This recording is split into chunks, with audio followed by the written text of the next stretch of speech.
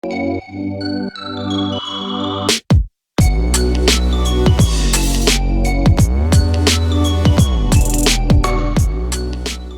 good, everybody? Hopefully you guys are doing good. So we got another eventful day today. It is July 30th. I'm going to go over a few updates with this HEALS Act, how it compares to the HEROES Act, and a couple other things that happened today. Alright, let's begin. Alright, so this is going to give us a quick breakdown here, the HEALS Act and the HEROES Act. I'm going to go over it really quick. The amount of payment, let's go directly to the most important factor for most Americans. Which plan will pay you the most money? Alright, so at the moment the HEALS Act is better than the HEROES Act for one group though. Really big families. We're talking families with 8 or more children, dependents would get more money under the HEALS Act. This is because the HEROES Act limits the amount of extra payments for dependents to $3,600, while the HEROES Act doesn't include a limit. So for example, if you have 8 kids, you can get an extra $4,000. If you have 9 kids, that's an additional $4,500. With 10 kids, you get the point. So it looks like the HEALS Act, it does not have a limit as to how much you can get for big families, which I guess it's good. If you got a lot of kids, then it works to your favor. Alright, so the next thing we got eligibility for payment. Both plans would deny payments to non-resident aliens, i.e. someone who isn't a U.S. citizen, someone who doesn't have a green card, and isn't physically present in the U.S. for the required amount of time. Anyone can be claimed as a dependent or someone else's return, although the person claiming them as a dependent would get an additional payment and estate trust. Alright, the HEALS Act would also add people in prison or jail, people who died before 2020, and people who don't have a social security number to the list. Generally, no stimulus for them. I did not know that. Did you guys know that people in prison or jail don't get the stimulus checks? I didn't think that they would, but I haven't heard that before in an article, so that's kind of interesting. Alright, let's continue on here. Okay, let's see what we got. The HEROES Act, on the other hand, says nothing about incarcerated or dead people. So unless the IRS asks that payments to prisoners be returned, as they did with CARES Act payments, that it may be safe to assume that they would qualify for stimulus checks under the HEROES Act. That is very, very interesting. You guys let me know in the comments below. Should people that are in jails or prisons get some of this check? I haven't thought of that. That's interesting. I'll leave it at that. You guys develop your own comments and your own opinions. Let me know in the comments below what you guys think. Alright, let's continue on. Method of payment, direct deposit. When it comes to the authorized methods of sending out stimulus check payments, the HEALS Act has the upper hand. It kind of does, because all the problems with the HEROES Act, they can fix this time around with the HEALS Act. The HEALS Act would also permit payment to direct express debit card, a U.S. debit card account, or other Treasury-sponsored amount. The IRS did eventually mail out debit cards for first-round payments. I'm just curious, if anybody got one of those little debit cards, can you let me know in the comments below if you had any issues with it, how it worked? Because people I've talked to, I don't think a single person has got one of those, so I'm not sure which demographic of people it got to, or you had to opt for it, but just curious. Let me know in the comments below. Alright, let's continue on here. We got part 4. Reduction or offset of payment. However, when it comes to IRS holding back stimulus check money to pay child support areas, the two plans go in different direction.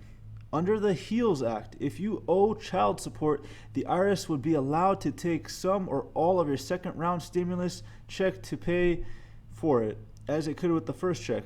That wouldn't be permitted under the HEROES Act. Also very interesting. I did not know that. So if you guys owe backed child support, then you might be under trouble with the HEALS Act. The IRS might just take it and use it to pay off your debt for that.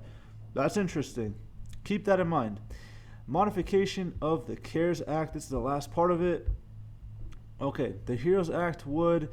Okay, so we went over the HEROES Act. Under the HEALS Act, prisoners and dead people are retroactively made ineligible for first-round payments. First-round payments also would not be subject to garnishments. Alright, so there you guys have it. The big takeaway, though, is I didn't know about the whole prisoner thing and the whole child support thing. It looks like it's going to come into play this time around. Now, the next article I have here, the Bug, U.S. and HEALS Act live update. Okay, so as of Friday, July 30th, according to the Johns Hopkins University, 17 million cases have been detected worldwide, with 669,000 deceased, and 10 million people have recovered. In the U.S., there has been 4.4, almost 4.5 confirmed cases and 151,000 deceased, with 1.4 million people recovering from the bug. Now, here's an interesting development. Have you guys heard about this? Trump is asking to delay the 2020 presidential election. I was just chilling today and I saw this article come up and I said, hey, is this real? Let's look into this. The U.S. president on Thursday suggested the November election be delayed so people could properly, securely, and safely vote. If you guys don't know, Trump is not a big fan of mail-in ballots, suggesting voter fraud and things of that nature could occur. So that's his point of view. Trump was reeled in by senior Republican figures after suggesting the November election be postponed due to the White House incumbents' concern over in-mail voting fraud. Okay, so this is very, very key because we all know, depending on what happens in November, the markets are going to react accordingly. If Trump wins, the markets are probably going to go up. If Biden wins, the markets, they probably will go down, depending on if Biden wants more regulations, which Democrats tend to want more regulations. Trump took away a lot of regulations to help businesses grow. Those are all going to play key factors. All right, U.S. citizens could properly, securely, and safely vote when he faces off against Democratic nominee Joe Biden for the keys to the White House. The polls have shown that Biden is leading. Biden has assumed a healthy lead in the polls, with his opponent's popularity plummeting amid criticism of Trump administration handling of the bug. If the election were to be held now, Biden would trounce Trump in the Electoral College by 308 to 122. So there is a lot of drama at this moment, guys. If you remember, the same poll said Hillary was going to win and Trump ended up winning. This is not an endorsement for either candidate. I'm independent, but just watching it as an outsider, this is all very, very interesting. See what happens. All right. If this is from CNN, if state and local governments continue to struggle, so will America. The Democrats are unified behind their $3 trillion proposal. GOP infighting over next round of bug stimulus relief, which is what these guys are talking about before they go on vacation. Because as we know, recess is right around the corner, guys. These guys talk for a couple days, they get tired, and they got to go on recess. That's just how it works, okay? That's how the system works. What do you want to do? All right, let's continue on here, see what else they got in stock for us. All right. Okay, state and local governments are aware of American middle class providing job security for approximately 15 million workers. However, as a result of this unprecedented crisis, we estimate more than 1.6 million state and local government jobs have disappeared since March, even if governments spent down the reserves in hopes of avoiding even larger job cuts. Yeah, the market out there is getting rough, guys. So make sure you plan accordingly. Develop multiple streams of income. That's all you can really do right now. Don't rely on payments and checks coming in the mail. All right, let's continue on here. The latest on the bug. Quick question. If anybody is living in Arizona, can you guys let me know how it's looking down there? Because the news is not that good. However, we know the news can sometimes exaggerate what's going on, so I want the facts. I want the facts of what's going on in Arizona. And yeah, this is the governor saying we are headed in the right direction. What you need to know, Johns Hopkins University, that statistic that I read earlier, the U.S. will see deaths skyrocket well into multiple hundreds of thousands if it doesn't control the bug. Medical experts are warning. Also, Herman Cain, a one-time Republican presidential candidate, has died from the bug. Now let's continue on here. Let's see what else we got. The latest numbers, there has been a downward trend in the bug case since early July. Last week, Arizona averaged 2,533 new bug cases per day and has a positivity rate of 11%. For a comparison, Arizona had 5,439 new cases on June 29th, according to Arizona Bug Dashboard. All right, let's continue on here. Extra 600 and jobless aid set to lapse as bug relief bill talks deadlock.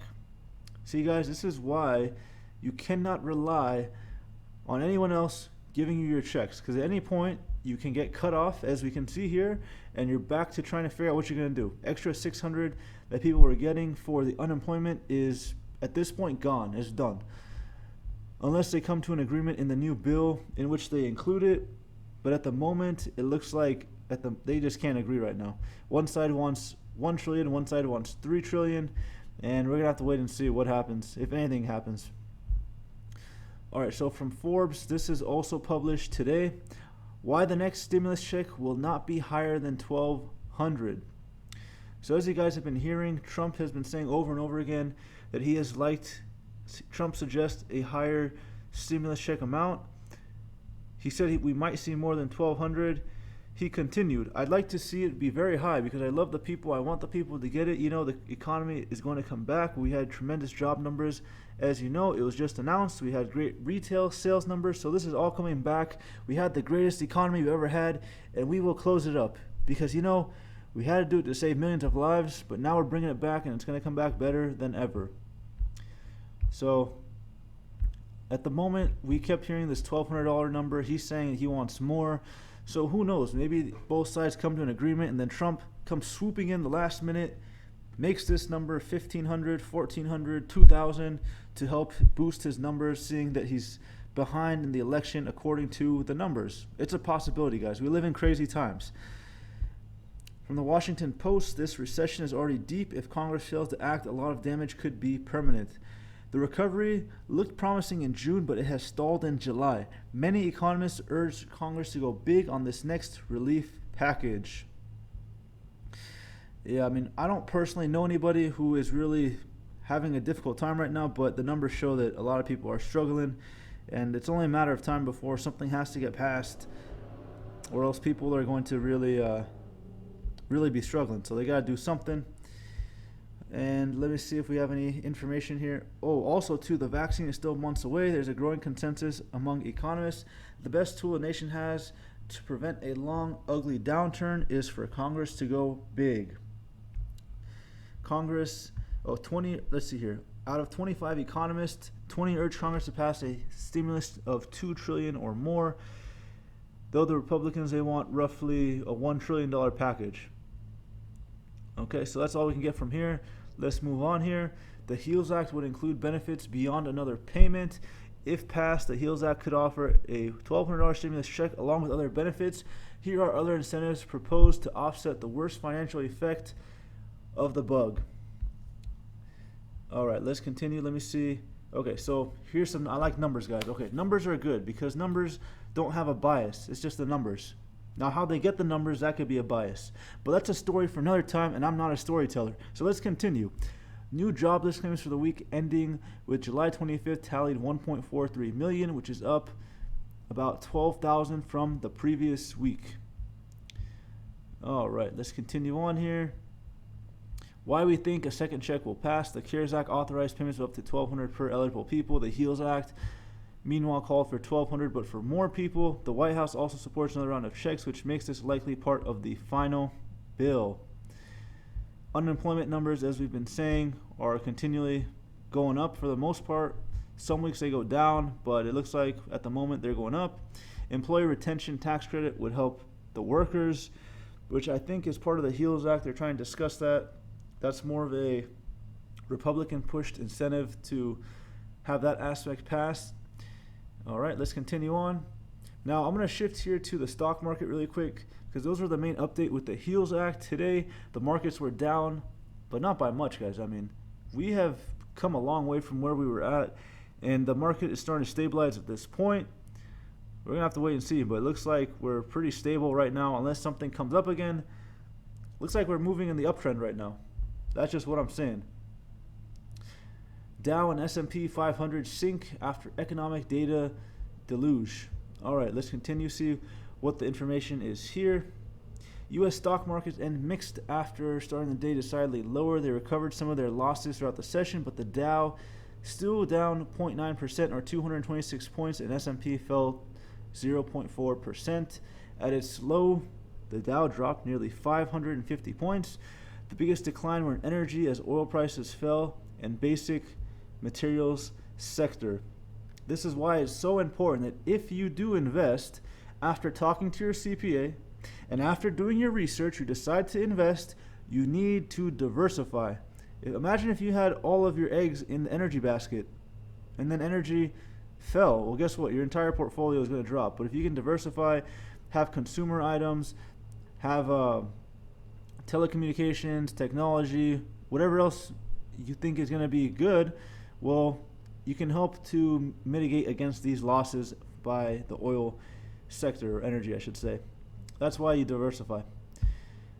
So the Dow Jones was down 225 points by the end of the day. All right. Dow drops more than 200 points after the biggest U.S. GDP contraction on record. Tomorrow will be interesting, guys. With this news coming out, who knows if maybe the markets are going to react more strongly tomorrow. Let's see. Breaking news: Amazon will invest over $10 billion in satellite internet network after receiving FCC authorization. That's probably going to help Amazon stock. Not financial advice. So the Dow Jones and the S&P 500 closed lower on Thursday. Oh, here we go, guys. Okay, I got the facts. U.S. government release Thursday showed gross domestic product plunged by a record 32.9% in the second quarter, 33%. The number was not as bad as feared. However, economists surveyed by Dow Jones had expected a almost 35% decline. Meanwhile, U.S. jobless claims came in at 1.43 million. U.S. economic booms and busts, and yeah, as you guys can see, we're kind of in a bust cycle right now, even though we're slowly recovering. Tech rises ahead. Of course, tech is just crushing it right now. Facebook, Apple, Amazon, Alphabet, they're just crushing it. I don't own any of those besides Apple. I do own some Apple. Quick disclaimer, not financial advice. Now, the last thing, this was the most interesting thing that I've been keeping an eye on, guys. Kodak. Does anybody remember back in the day, if you were born in the 90s like me, you remember everywhere seeing the Kodak commercials. It's a Kodak moment. You see a nice picture of a family, a nice picture of people outside chilling, hanging out, and then at the very end it's like, take the Kodak moment, right? Back in the day, Kodak was huge. 1.3 billion market cap, as you guys can see here. Let me show you the max. Yeah, see, early 2010-ish, they were decent, but they just kept dropping.